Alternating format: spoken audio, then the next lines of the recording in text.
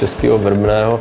Jezdím asi opravdu taky od začátku té své kariéry a pamatuju si ještě tady původní trať před pár lety se ta dráha nově vybudovala, vlastně nedá se říct ani zrekonstruovala, je to prostě úplně nová dráha, která má parametry vlastně těch olympijských slalomových tratí, jsou tady stejné překážky ve dně, jako byly na olympiádě v Londýně. A ten systém těch překážek je úžasný, že se to dá opravdu jako měnit za pochodu.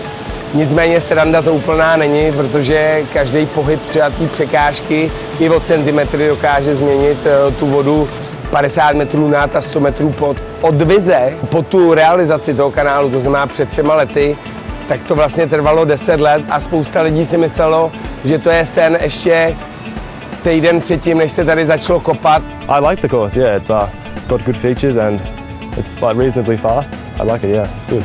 That it's amazing and it's one of my new favorite courses and they should come with me next year.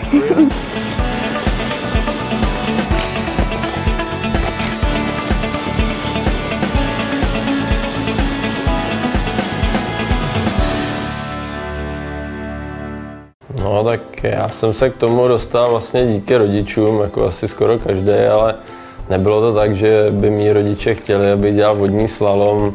Oni prostě chtěli jet na vodu, klasicky turistiku někam na Vltavu a tak nás dali ještě s bratrancem do vodáckého oddílu a on to byl shodou okolností oddíl vodního slalomu a zkrátka přičuchnete trochu k tomu jako aktivnějšímu sportu, tak vás úplně ta klidná voda, ta turistika s rodiči prostě nebaví. Můj táta pádloval, máma pádlovala, strejda, teta, děda, druhý děda, všichni pádlovali. No, já jsem vlastně až do 12 let docela vzdorovala tomu pádlování a pak nakonec tady na Vejvu jsem se rozhodla, že teda pádlovat budu, protože se mi to hrozně líbilo. My dad is also a kayaker and so I came to the boat very early. I think it was when I was 5. I started racing at 10 years old, I think. My parents did a lot of canoe. It's a family sport for us. Takže začala som už asi v 5 alebo 4 rokov, keďže môj ocino je tréner. Jeho bratia už tiež jazdili, takže to máme v rodine asi. I started kayaking when I was 2 years old in a 2-person boat. And then when I was 5, I started in my own boat running rivers. And when I was 7, I started slalom racing. I started canoe slalom when I was about 12 years old. My friend Stephen Lowther, who's here, the other Australian, got me into the sport. He asked if I wanted to come and try, and I really like Mate Benush. He's a very good paddler and he's big. I like because he's a big, like bigger than me, but heavy paddler. And I have his old boat, so yeah, I like the way he paddles. He's good, yeah. Někdo hold má ve své výbavě větší sílu, se kterou může bojovat, někdo ji má menší, tak hledá cesty, jak to obejít a jak na tou vodou vyzrát prostě technikou a najít si místo, kde ta voda třeba teče pomalejc. Vy se těch vln a válců snažíte využít v jízdě pro to, aby vás vlastně ta voda kolikrát sama posunula do těch branek a vyvezla vás z těch protivodných branek. A s tou psychikou, tak ta je asi potřeba taky v celém životě, nejenom ve sportu a na těch mezinárodních závodech, kdy prostě je ta veškerá snaha za několik let jako směřovaná k jednomu krátkému závodu, který trvá okolo 90 vteřin. A tam právě hraje ta psychika, že vy se teda nenecháte jako zdrtit tím okolím. Prostě si řeknete, že to děláte pořád přece jenom pro radost a jedete ten závod jenom tak, abyste se poměřil tady s kamarádama, kdo komu to půjde líp.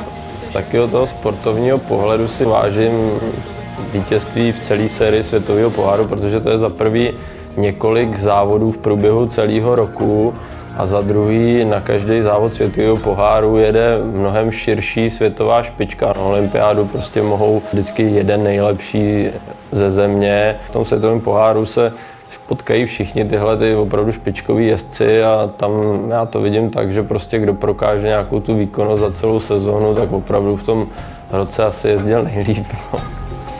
Tento svetový pohár som takisto minulý rok vyhrala do 14 rokov a teraz som zatiaľ tiež tá prvá.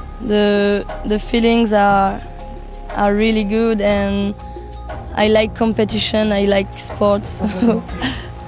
Sometimes I'm on the podium, but not every time. To byl minulý rok, ten se mi povedl teda neuvěřitelně. To jsem vlastně poprvé se dostala do reprezentace a hnedka jsem na prvním velkém závodě ujela takovýhle umístění, což vůbec nikdo nečekal, včetně mě. Na titul mistryně světa. Yeah, I have to say I also was very surprised that I became world champion, but I'm glad that it happened. This year in Sydney at the World Championships, I made it to the final, which was my goal, but I make a 50-second penalty in the final, so 10th at the World Champs, Junior World Champs is my best. Neměl by se ten sport nikdy jako povyšovat na něco vyššího, než jenom na nějakou zábavu, která vás dostane do pohybu, do přírody a k partě kamarádů.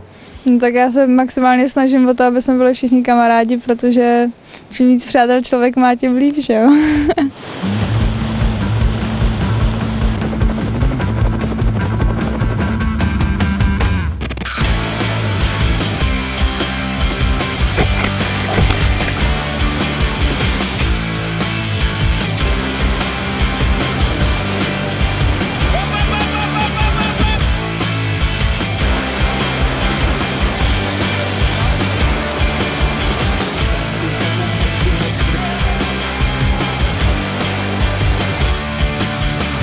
My jsme se s kamarády z Mokré čtvrti jednou bavili o tom, že by bylo moc prima propojit vrcholový sport, nějakým způsobem zábavu a takový to setkávání těch sportovců, protože když se účastníš opravdu vrcholových závodů, tak tu možnost si dát večer třeba pivo nebo se nějak jakoby víc uvolnit a bavit nemáš. Z druhé strany jsme chtěli uspořádat závod, na kterým se setká jak absolutní světová špička, tak samozřejmě mládež, protože těch možností, aby se potkaly tyto dvě skupiny při jedných závodech ve světě moc není. A Wave je v tomto směru jedinečný a ta myšlenka se zrodila v roce 2006 a živíme ji dodnes a zdá se, že s čím dál tím větším úspěchem.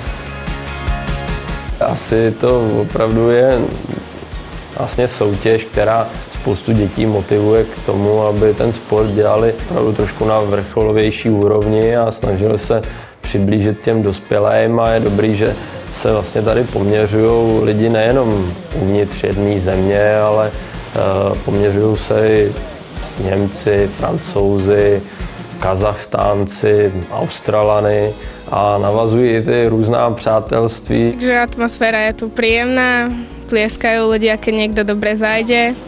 Potom aj pogratulujú, keď niekomu vydá jazda, takže super. That's the reason I came here, and it's also I heard of it the whole festival that it's so nice to be here and the atmosphere and everything, and I want to enjoy it. It's really fun. I do a lot of freestyle kayaking, so I'm really used to like this kind of atmosphere, and it's really nice to have that because most slalom races aren't quite as just like this. Yeah, I love it. It's great. I like how they do the fun games as well with the rafting and the music at night is good, so yeah, it's entertaining. Spousta těch trenérů jsou moji bývalí soupeři nebo kamarádi z těch světových akcí, takže prostě všichni jsou z toho nadšení a já jsem v té chvíli úplně v sedmém nebi jaký.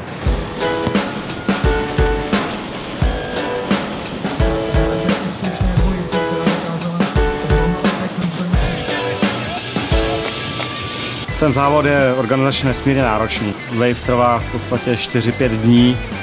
Je to o ohromném vypětí, protože ti lidé jsou doslova na nohou od 6 od rána do půlnoci. Kolem závodu se motá zhruba nějakých 40-50 lidí dohromady, když se to sečte od nějakých rozhodčích, přes tady nás lidi, který se to snažíme dávat dohromady trochu, až po zabezpečovací tým, který se zase stará o to, aby jsme se najedli, napili. Pak tým, který se stará o kapely, o pódium, aby bylo vystavěný. A není to jen o penězích, jo. Daleko větším motorem a daleko větším hybatelem celé ty akce je nadšení.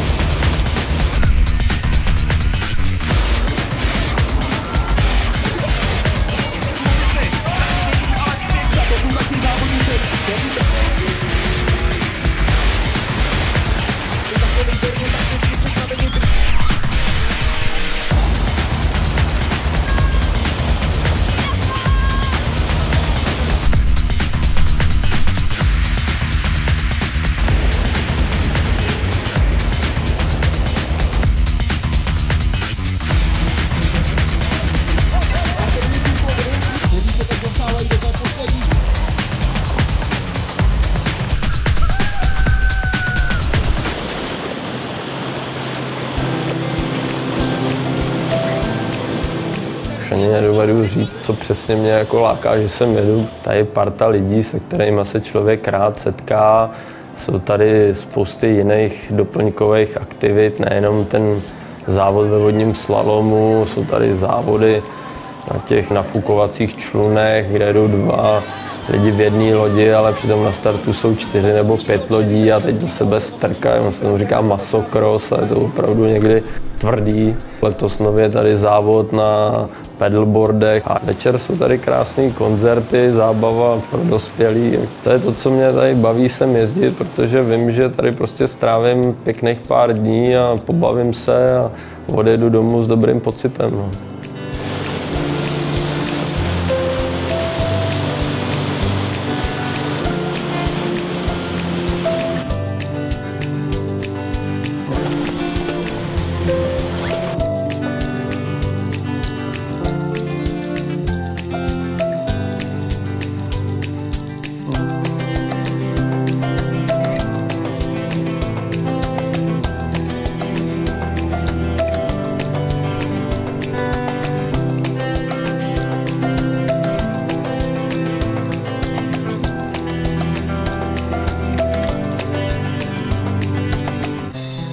Hello, my name is Stan Ježek and I love wave. Hi, my name is Sage Donnelly and I love the wave. Hi, I'm Zdenek Boček. I love wave. Hello, I'm Mario Leitner and I love the wave. Hello, my name is Tonia Stanovská and I love wave. My name is Kuba Prýher. I love wave. Hello, I'm Brody Crawford from Australia and I love wave. Hello, I'm Camille Prigent and I love wave. Hi, my name is Martin Tonsar. I love wave. Hello, I'm Amy Hilgertová and I love wave.